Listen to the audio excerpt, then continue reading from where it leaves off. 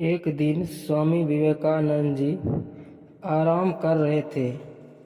एक परेशान सा दुखी सा दिखने वाला आदमी उनके पास आ पहुंचा। वार्ड में जैसे ही स्वामी जी के पास पहुंचा, उनके पैरों में गिर पड़ा और रोने लगा।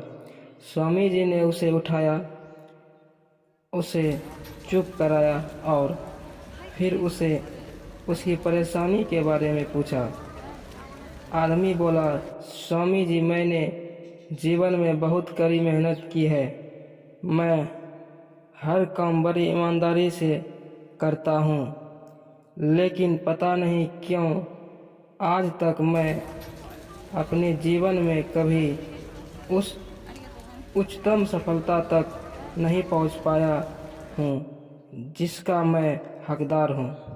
स्वामी जी ने उस आदमी की परेशानी तो सुन ली, लेकिन उसको उसका समाधान बताने के बजाय वो उस आदमी से बोले, वह सब ठीक है, लेकिन पहले तुम मेरा एक काम करो।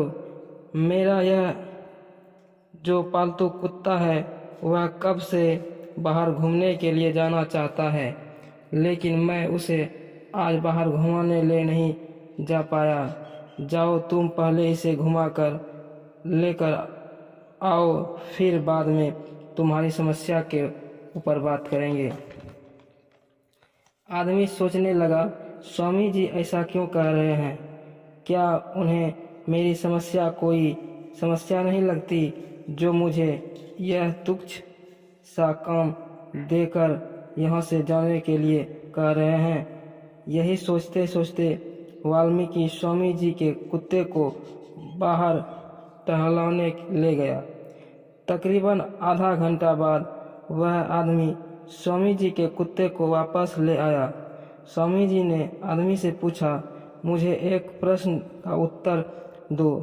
तुम और यह कुत्ता जब साथ में घूमने गए थे, तुम तो शांत दिख रहे हो, लेकिन यह कुत्ता इतना हाफ रहा है। आदमी ने कहा, स्वामी जी, भले ही हम दोनों साथ ही गए थे, लेकिन मैं बिल्कुल सीधा सीधा चल रहा था, इधर उधर भाग रहा था। जिस भी वस्तु या व्यक्ति को देखता उसकी तरफ आकर्षित हो जाता और अपना रास्ता छोड़कर उसी की तरफ भागने लगता। बस यही कारण है कि मैं नहीं थका और यह इतनी बुरी तरह थक गया और हांफने लगा। आदमी का जवाब सुनकर स्वामी जी उसकी तरफ देखकर मुस्कुरा गए और बोला, तुम्हारी समस्या यही है। तुम अपने लक्ष्य की तरफ आगे बढ़ते तो, लेकिन बीच बीच में तुम्हारा ध्यान भटक जाता है। कुछ समय के लिए तुम अपने लक्ष्य को भूलकर कुछ और करने लगते हो या फिर अपना लक्ष्य ही बदल देते हो। इस तरह से तुम थक के तो जरूर जाओगे, लेकिन लक्ष्य कभी नहीं पहुंच पाओगे। स्वामी जी की अद्भुत ढंग से समझाई हुई यह बात उस आदमी के दिमाग में पूरी तरह उतर गई। उसने स्वामी जी को धन्यवाद दिया और बोला कि स्वामी जी, अब मैं समझ चुका हूँ कि मुझे अपने लक्ष्य पर किसी भी हालत में ध्यान केंद्रित करके रखना है और तब तक नहीं रुकना है जब तक मैं उसे हासिल ना कर लूँ। आपने भी महसूस किया होगा कि आप भी लक्ष्य के कितने बार डगमगा जाते हैं।